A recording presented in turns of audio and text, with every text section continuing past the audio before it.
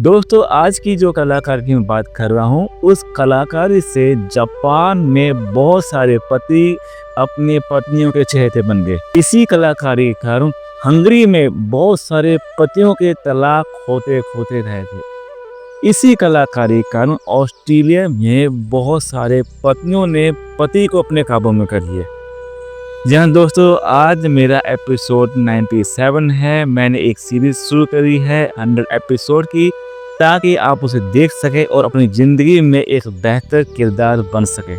दोस्तों आगे बढ़ने से पहले मैं अपने बारे में खुद बताना चाहूँगा। अगर मैं अपने घर की बात करूँ, अगर मैं आग हूँ तो मेरे घर वाली पेट्रोल है, अगर मैं आलू का परोठा हूँ तो मेरे घर वाली बर्गर है, अगर मैं हीरो हूँ तो मेरे घर वाली शेर है। कहने का तात्पर्य है कि दो दुश्मन एक ही गुफा में रहते हैं। अब हमारा तालमेल कैसा होता है दोस्तों? क्योंकि हमने एक संधि बना के रखी है जो कि पूरे वर्ल्ड में फेमस है, और मैं दावे के साथ कह सकता हूँ इसके बारे में आपको पता ही नहीं होगा।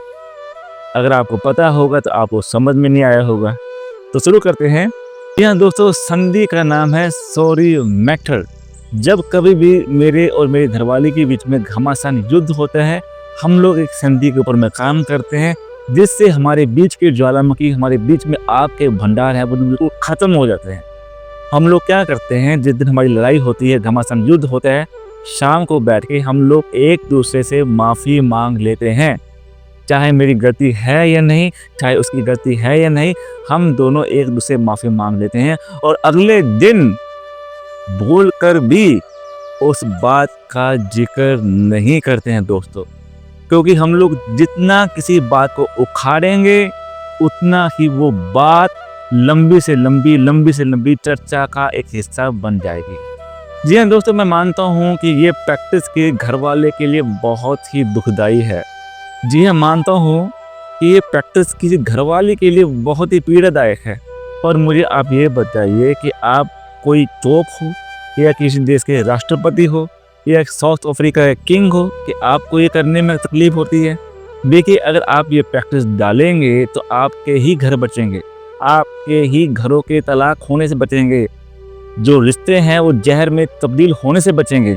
तो आपने करना क्या है? इसके लिए दोस्तों आपको करना क्या होगा, आप अपनी घरवाली के साथ और आप अपने घरवाले के साथ बैठिए और बैठ के एक संधि बनाइए कि आज से हमारे बीच में जब भी कोई गुफ्तगू होगी जो कि एक कड़वेपन का रूप लेगी, हम लोग बैठ के ये काम करेंगे। अगर आपकी गलती हो या ना हो, आप मुझसे माफ़ी मांगेंगे। अगर मेरी गलती हो या ना हो, मैं आपसे माफ़ी मांगूंगी। तो इससे क्या होगा कि जहर नाम का कीड़ा आपकी ज़िंदगी से बिल्कुल ही गायब हो जाएगा।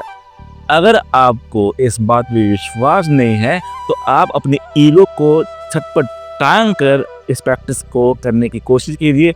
रिजल्ट आपको कुछ महीने कुछ सालों में ही दिख जाएगा। जी हाँ दोस्तों, आप तो पहले से विद्वान हैं, पहले से पढ़े लिखे हैं, समझदार हैं, और मैं आपको समझाने वाला होता कौन हूँ। पर फिर भी अगर मेरे इस वीडियो ने आपके अकल नाम की घंटे को हिलाया हो तो आप मुझे कमेंट कर सकते हैं, लाइक कर सकते हैं और फॉलो करके मेरे सफ़र का एक हिस्सा बन सकते हैं।